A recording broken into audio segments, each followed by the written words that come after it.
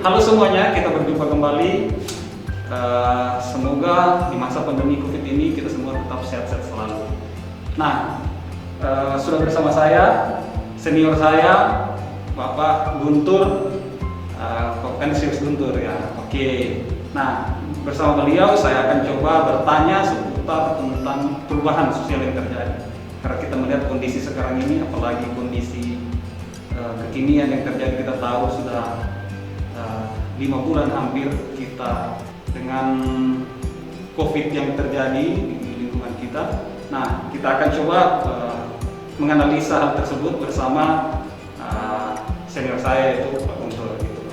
Oke, baik Pak Guntur.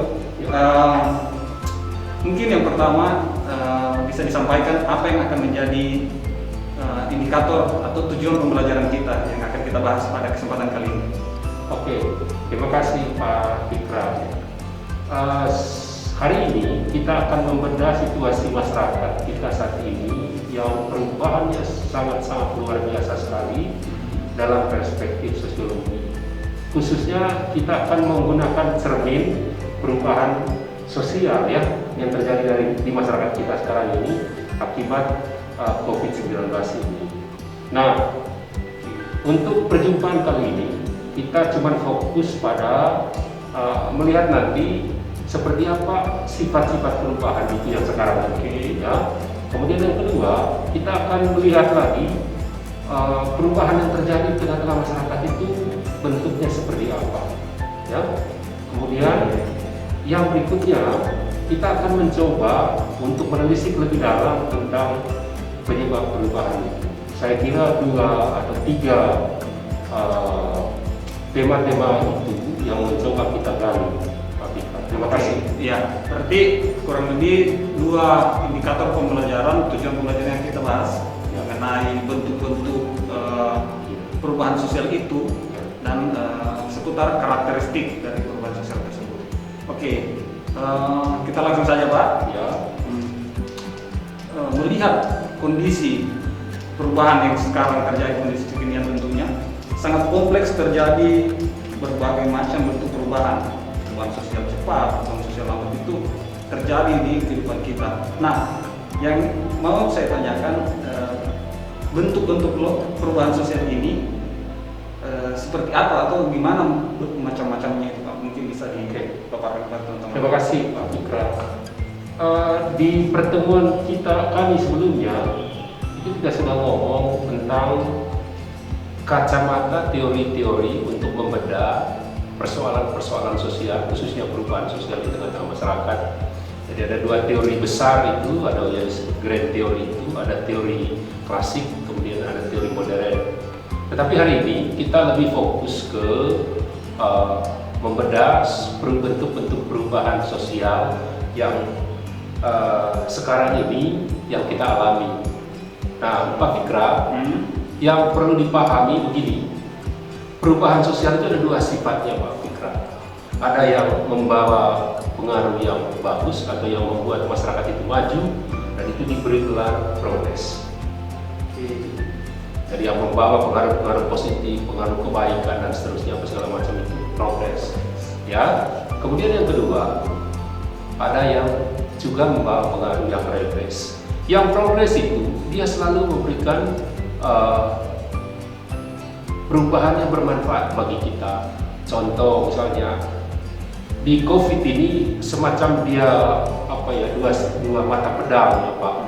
Ada yang bisa membawa kebaikan, ada juga yang bisa membawa kemunduran. Yang kemundurannya ya dari sisi ekonomi ya mundur. Kemudian dari positifnya itu juga bagus Pak. Karena itu cocoklah membedah persoalan-persoalan perubahan yang kita akan bahas hari ini atau yang kita coba telisik hari ini itu untuk kita kemukakan ke teman-teman Pak Fikra. Oke, kembali ke pertanyaan Pak Fikra tadi. Pak, kalau ditanyakan begini, Pak, kalau misalnya situasi pandemi COVID-19 ini dia masuk perubahan apa Pak? Ya kan? Itu ya. Oke. Nah, Pak Fikra, perubahan-perubahan itu memang macam-macam bentuknya. Ya, ada perubahan yang kita sebut evolusi. Evolusi itu berarti apa? Kata kuncinya satu, dia lambat berubah. Lambat berubah itu tidak sekedar pada seperti teorinya. Kalau lambat berubah itu bisa puluhan tahun, ya, baru bisa lihat hasilnya. Ya, kemudian ada yang juga luar biasa cepatnya. Ya, itu yang kita sebut revolusi. Revolusi dari kata re dan evolusi. Ya, itu kalau re berarti kembali, cepat dia dari kata radix, akar, artinya perubahan yang terjadi itu mulai dari apa? Dari akar-akarnya. Salah satu contoh misalnya revolusi itu adalah itu dia kemerdekaan Indonesia. Pertanyaannya, kalau COVID-19 Ya, masuk revolusi betul. atau evolusi? Betul. Ya, masuk revolusi atau evolusi. Mari kita lihat pengaruhnya, Pak Fikra, untuk menentukan bahwa itu cepat atau besar atau kecil atau cepat atau lambat. Mari kita lihat pengaruhnya. Kita lihat begitu Desember 2019 COVID-19 ini di Cina mewabah, itu cepat sekali merambat di seluruh dunia. Iya, benar. Apa akibatnya? Ada pemerintah yang gagal, ya. Tidak saja gagal, bahkan memberi dampak yang sangat luar biasa. Kita lihat negara Amerika yang begitu hebat, gagah perkasa di segala bidang, maka COVID-19 memporak-porandakan pemerintahannya. Maka dengan demikian, jawabannya cepat atau lambat? Kita katakan cepat. Kenapa? Karena dia memporak-porandakan, mempengaruhi segala aspek kehidupan manusia. Ya, oke. Yang mau ditanyakan lagi Pak, saya coba berpikir tadi ketika penjelasan Pak Guru, perubahan sosial itu bisa tidak dikendalikan, atau misalnya gini, bisa tidak perubahan sosial itu tidak terjadi di dalam masyarakat. Mungkin ada teori yang membahas tentang itu, tentang perubahan itu. Iya. Kalau kita berbicara soal perubahan, teorinya banyak. Tadi saya sudah ngomong, ya. Tetapi kalau mau ditanya, apakah perubahan itu bisa dibendung atau tidak? Jawabannya satu, tidak bisa. Ya, kenapa? Karena perubahan itu sudah terpatri di masyarakat itu sendiri. Ya, sehingga orang tidak bisa menolak. Maka Renal Kasali mengatakan begini, kalau Anda tidak mau berubah, maka Anda digilas oleh perubahan. Itu menunjukkan bahwa perubahan itu siapapun, Ya. kapanpun, dimanapun, itu pasti akan terjadi, Pak Fikra. Karena itu tadi saya katakan kepada banyak orang bertanya juga Pak Fikra begini, Ya. Pak, kayaknya saya tidak berubah, Pak. Kayaknya misalnya teman-teman kita, saudara-saudara kita suku terasing itu tidak berubah, Pak. Dari dulu sampai sekarang, ya toh? Nah, begitu saja. Benar, itu tidak salah. Ya. Tapi saya mau mengatakan begini, bukan tidak berubah, tapi perubahan yang mereka alami itu berlangsung secara lambat. Evolusi tadi itu ya. Yang kita sebut tadi evolusi. Ya, seperti sekarang kan, sekarang kita lihat anak-anak kita ganteng, atau lah Pak Fikra, Pak Guntur dan seterusnya. Tapi sadarkah kita bahwa perubahan itu kan, jangan lupa nenek moyang kita itu adalah dari primata, monyet. Jadi kita ini adalah cicit-cicitnya monyet. Begitu Pak Fikra. Oke, lanjut. Ya, terima kasih. Oke, karena tadi kita sudah bahas tentang perubahan dari sisi waktu, tentang mengenai gimana perubahan itu berlangsung cepat dan lambat. Yang cepat disebut revolusi, yang lambat disebut evolusi, apa ya? Ya. Nah, sekarang kita akan membahas perubahan itu dari sisi apa nih Pak? Pengaruhnya. Ya. Oke, ya baik. Mungkin bisa Pak untuk jelaskan pengaruh perubahan itu apakah mengikuti seperti revolusi atau evolusi? Mungkin bisa Pak untuk arahkan. Oke, baik. Terima kasih Pak Fikra. Kalau kita berbicara soal bentuk perubahan itu kan, tadi saya sudah ngomong dari sisi waktu itu ada yang cepat, ada yang lambat. Kan? Dari sisi pengaruh ada yang kecil, ada yang besar, Pak. Oke. Ya dong. Sekarang pertanyaannya begini, apa ukurannya besar, apa ukurannya kecil? Ya. Kan? Oke.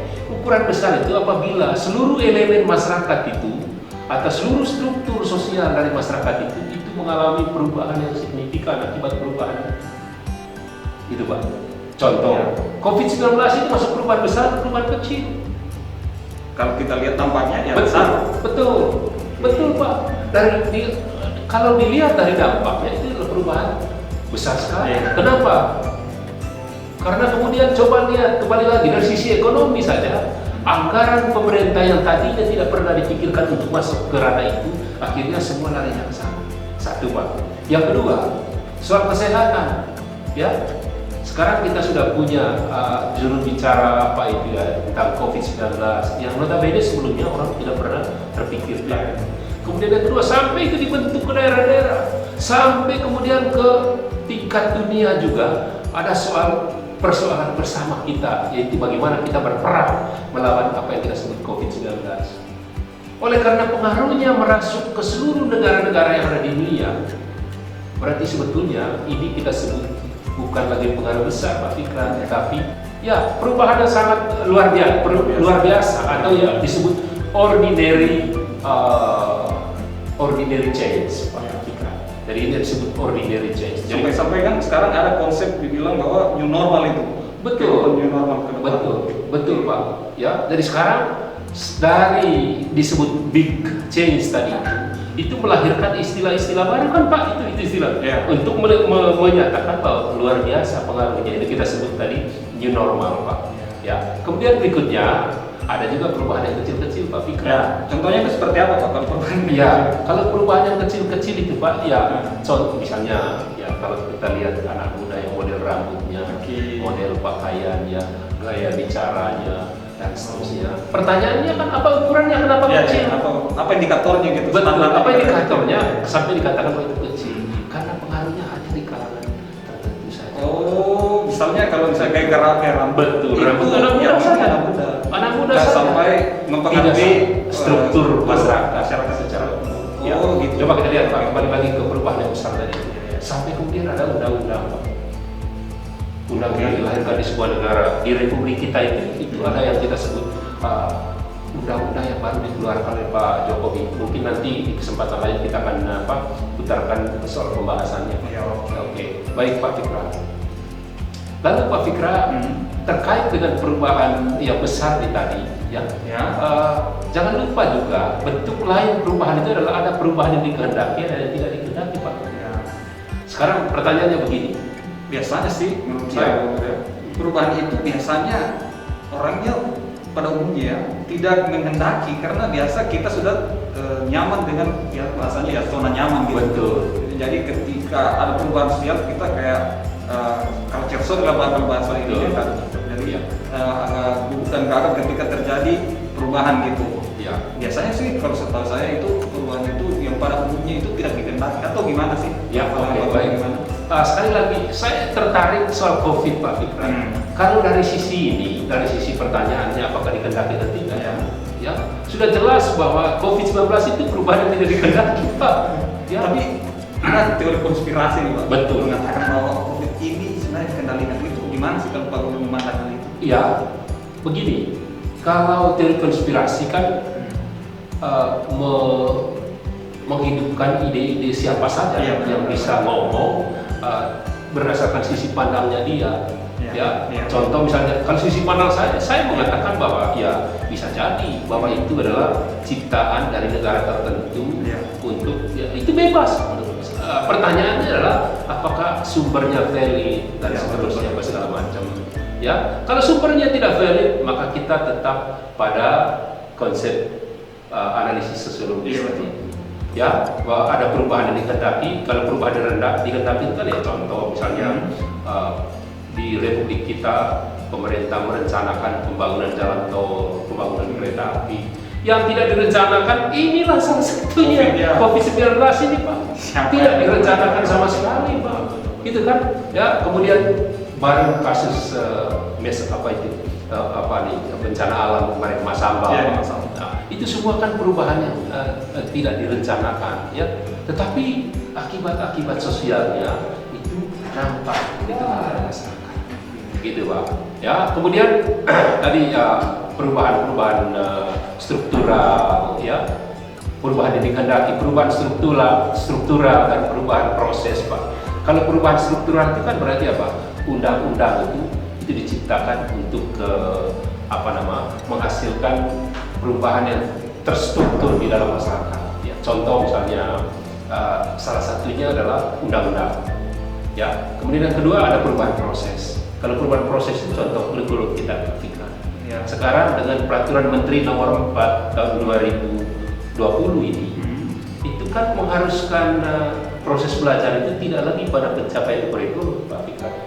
Atau untuk orang bilang, oke, you harus kuasai materi. Nah, tidak. Tapi proses itu tetap berjalan. Silakan Bapak dan Ibu guru ya itu berkreasi.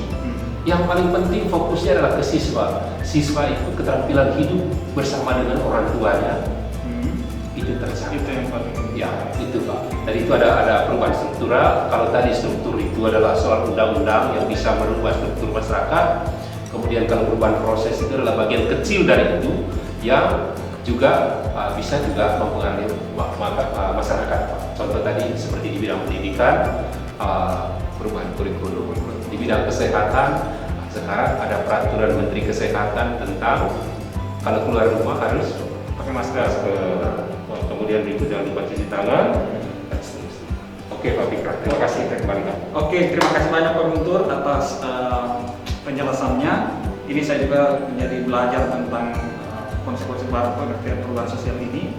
Mungkin karena waktu juga ini Pak, jadi kita di pertemuan ini cukup mungkin ya Pak Guntur ya. Dan sudah menjawab juga dua indikator materi tadi, di mana kita membahas tentang dasar-dasar perubahan sosial itu, sampai kita membahas tentang karakteristik perubahan cepat, lambat, serta sifat-sifat perubahan tersebut. Oke.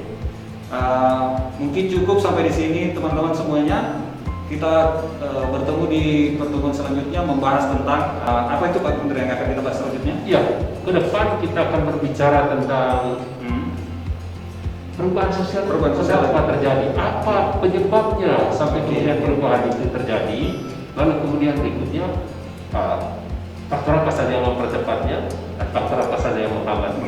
Oke, ya itu semua ya. Tetap saksikan terus ke depannya pertemuan saya bersama dengan senior saya ini Pak Guntur. Terima kasih banyak Pak Guntur sudah hadir bersama saya. Mungkin cukup sekian semuanya. Thank you. Salam sehat. Ya, salam sehat.